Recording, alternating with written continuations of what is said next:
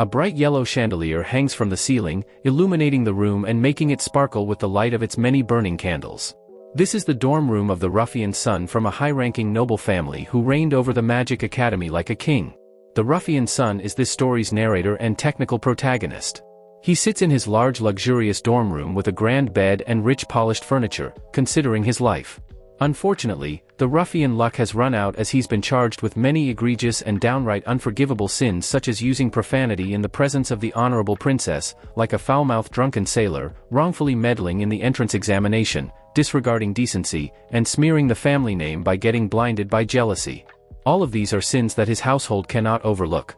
To cut a long story short, he's getting stripped like a harlot from the family register because he's made way more trouble than they can put up with. It feels like the god of fate is ridiculing me, he laments with his head in his hands. The ruffian's name is Ed Roth Taylor and his life was over. He is tossed out of his grand dorm with all his belongings packed in a few brown suitcases. His belongings are also tossed beside him in the dirt and they don't even bother to acknowledge him once they've thrown him on the floor. Thank you for your hard work, they say without a drop of sincerity in their tone. Other students jeer at him when they spot him. Some students point him out in shock and others try not to make direct eye contact like they're scared of catching a disease only he can spread. Ed has become the gossip of the academy and some of the students wonder about the point of walking on eggshells around him. After all, he was disowned and thrown out of his dorm room so he has no power to use against them. They likely won't even see him in the next semester. Some of the students blame him for his own misfortune. They felt he should have known better than to attempt to rig the entrance exam and they call him a filthy noble. All these insults echo through the halls and gardens to Ed who is left stewing on a bench with suitcases by his side while a dark depressing aura surrounds him. Ed thinks this is all unfair and that sort of thinking is to be expected.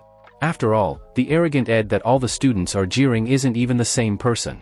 It turns out that the reality where the magical school exists was actually a game and our weeping protagonist entered the game while playing on his computer back home. The game was set in the magical school called Sylvania Academy and won the award of Best Game of the Year. The game, titled The Failed Swordsman of Sylvania, was his favorite game. Our boy is not too surprised about entering a game as he's familiar with this genre in the comics he reads.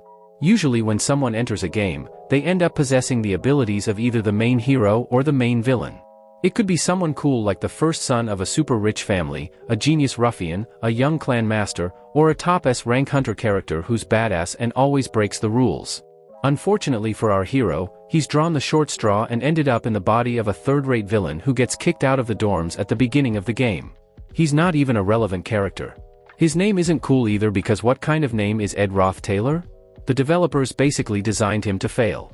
He's possessed the worst of characters at the worst of times and it is truly a misfortune to land in the body of someone else just after they had messed up beyond repair. Our hero screams into the sky in protest about how unfair his situation is. He's always lived a frugal and simple life with no greed. However, the other students hear him yelling and think the arrogant Ed is just boasting again and saying things are unfair when he's filled his life with nothing but wicked deeds. They also call him out for saying he's frugal when they know he's a shameless scumbag. That stops our boy short and he's left gaping in embarrassment and shock. Spirit broken, he sits in humble silence as the students storm away in anger. Our boy sighs and glances to his side and is surprised to see a status window open before him. It tells him that Ed Roth Taylor is 17, in year 2, and a male of the human race with 0 achievements. The status window also reveals that Ed is useless with a level 3 stamina and level 4 intellect. He however has level 7 for talent, level 7 for willpower, and a bonus level 6 for luck, so he's not entirely hopeless. However, my guy is still heavily disappointed by Ed's pathetic stats. Despite studying in the Faculty of Magic, his intellect is next to nothing and his stamina is way too low for a noble. He figures that this is why Ed never amounted to anything more than a third-rate villain because even in his memories of playing the game, Ed exists as nothing but a blur. It's so bad that he can't even recall what happened to him later in the game. Suddenly, our guy is struck with enlightenment and recalls exactly what happened to poor useless Ed Roth Taylor. In a corner of the game's ending credits, he remembers an elderly-looking man with a thin mustache wearing a suit and crouched in the corner of the street with no shoes. The man was Ed Roth Taylor and his ending was begging on the streets like a bum. Thinking over it logically, our hero deduces that Ed's end was no real surprise. He'd been a ruffian noble who knew nothing about the world and was suddenly thrown into the streets. The begging bad end aside, Ed was lucky that he'd somehow stayed alive. However, the news remained depressing for the poor guy who was now stuck living Ed's miserable life. He was so scared of the future that he turned as white as a sheep. Sighing once more in disappointment, he doesn't know why he of all people has come to possess Ed's body and has no idea how to find out the reason behind this mix-up. However, he picks up his suitcase, determined not to let begging become his ending.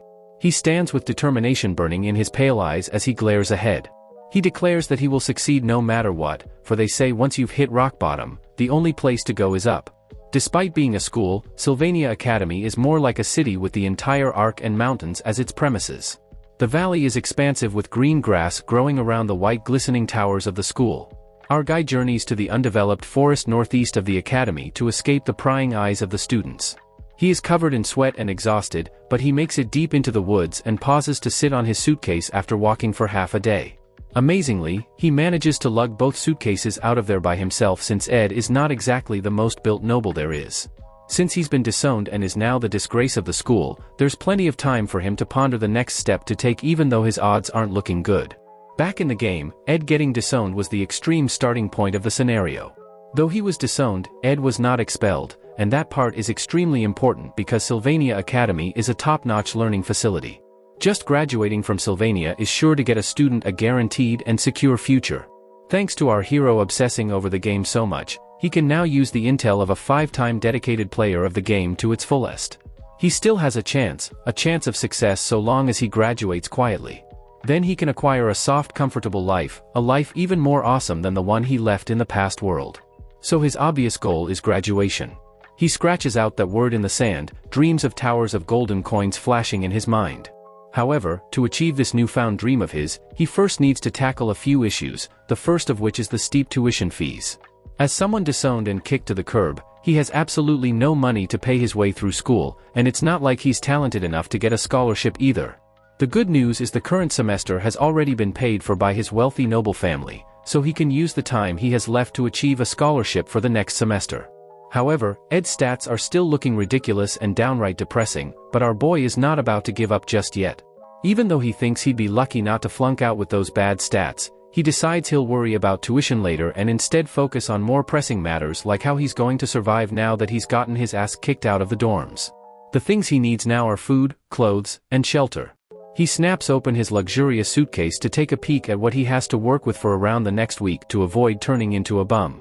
He finds in his suitcase a collection of showy clothing with no extra stats or powers, ceremonial daggers that are just as useless, and even the more useless ornamental cup. It's not looking good, but at least he has clothes. The problem now is having no place to stay or food to eat, and Ed's awful reputation is not going to make it easy to achieve either. He sits on the floor to ponder the issue, which makes him look like a bum in practice. Since he can't return to the dorm that he was kicked out of, he decides to stick in the woods for the time being. There is at least a clean stream nearby and that accounts for water. Our boy has 10 days until school starts, so he's going to use that time to whip into shape. Ed starts by practicing the magic move Wind Blade. He uses it to send blades of wind against tree trunks. He feels like he's making good progress but quickly realizes how exhausting it is. Wind Blade is a basic skill in magic combat that is handy for cutting things, but it's also very tiring for our dear weak boy. Huffing and puffing, he feels hunger pangs in his belly. Suddenly he remembers something that his grandfather told him, when he was young, when barley was scarce while his grandfather was a child. He said they'd eat tree bark in the back mountains, and so Ed stares dubiously at the barks of the trees he cut down. Unfortunately, he is desperate enough to try it within minutes. He's using ignition to boil up the bark of a tree inside the ceremonial cup. Anything edible is good enough for him to try to fight off the hunger. He is so hungry that he convinces himself the tree bark looks like chicken breasts. Excited, he stuffs the wood in his mouth and chews with high hopes. As expected, his hopes plummet and he ends up spitting the entire thing out. Humans might be omnivores, but there's a limit. Day 3 in the forest comes around and Ed is starting to look like a starved, reanimated corpse. He sends his hate to his grandpa for his useless advice. After starving for a day and throwing up for 2 more days, he concluded that he'd stop trying to eat wood and instead use it to build a house. He needed shelter to weather off harsh weather conditions, so he gets busy. First things first, he raises the frame to support the wood of the house. He only has 2 hands, so he struggles to set up the 4 supports. It is not an easy job and he quickly crashes during his first pathetic attempt. However, it's either succeed or die trying, so he forces himself to his feet again, his face burning red as he quickly ties the frame into place. He takes a moment to rest after that. 1 success, but he's still got a long way to go since he can't sleep on the ground. He tosses his luxurious clothes to the floor and uses them as a sort of mat. It's a waste of nice fancy clothes, but it's not like he has a choice.